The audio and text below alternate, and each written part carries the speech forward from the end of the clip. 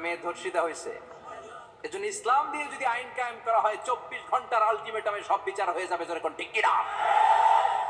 আর কোন ধর্ষক বাংলার জমিনে জন্মাতো না, চিল্লায় বলো ঠিক কি না?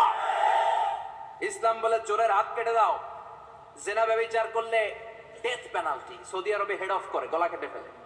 বাংলাদেশেও যদি এটা করা যেত, খবর হয়ে যেত। আর কোন ধর্ষক বাংলার জমিনে জন্মাতো না, চিল্লায় বলো ঠিক কি না?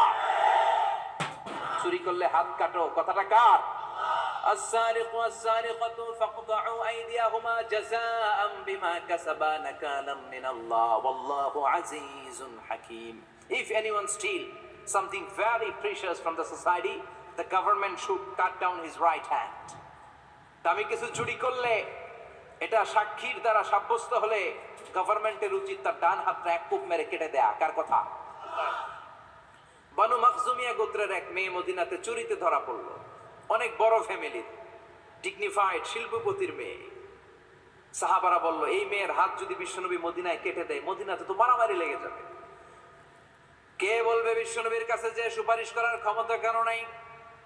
বিশ্বনবীর পালক পুত্র উসামা বিন যায়েদ, যায়েদ ইবনে হারেসা, তার ছেলে উসামা, পালক পুত্রের ছেলে, তাকে বিশ্বনবী বড্ড ভালোবাসতো।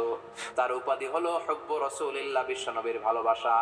সবাই বলল, উসামা, আমরা যে বলতে পারবো না, তুই যে নবীরে সুপারিশ কর। ও নবী, যদিও চুরি করেছে মেয়েটা, সাব্যস্ত হয়েছে, কিন্তু আপনি মাফ করে দেন, হাত কেটে দিয়েন না। উসামা যে বলে, নবী হাত কেটে দিয়েন না। বিশ্বনবীর চেহারাটা আগুনের গোলার মতো লাল হয়ে গেল।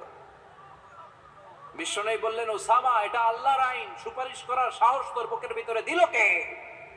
কে দিয়েছে স্পর্ধা? লাউ আন্না ফাতিমাতা বিনতি মুহাম্মদ সারাকাত লাকাতা মুহাম্মাদুন ইয়াদাহা। এই মেয়ে তো দূরের কথা, আমার কলিজার টুকরা, নয়নের পুটুলি, জান্নাতি নারীদের সর্দারানী আমার মেয়ে ফাতেমাও যদি চুরিতে ধরা পড়ে, আমি তলোয়ারটা বের করে ফাতেমার হাত কেটে দিতে 1 সেকেন্ডও দেরি করব না। কারণ আইনটা কার? চিল্লায় বলেন কার? এজন্য বাংলাদেশে চুরি চামারি আসার নাই, হাজার হাজার কোটি টাকা উধাও হয়ে যায়, আসনা নাই। যারা এই চুরি করবে, হাত কেটে দেয়া হবে। বাইতুল মুকাররমের স্কয়ারের সামনে হাত কেটে দেয়া হবে। আর প্রতিটা চ্যানেল লাইভ ব্রডকাস্ট করবে, এটা সরাসরি সম্প্রচার। আমরা সবাই দেখবো কেমনে চোরদের হাত কাটে। এই নিয়ম যদি আমরা করে দেয়, দেশে আর চোর খুঁজে পাওয়া যাবে? কথা কন। তবে এই চোর লাউ চোর, ডাইল চোর, মুরগি চোর না, যারা হাজার কোটি টাকা মেরে দেয়।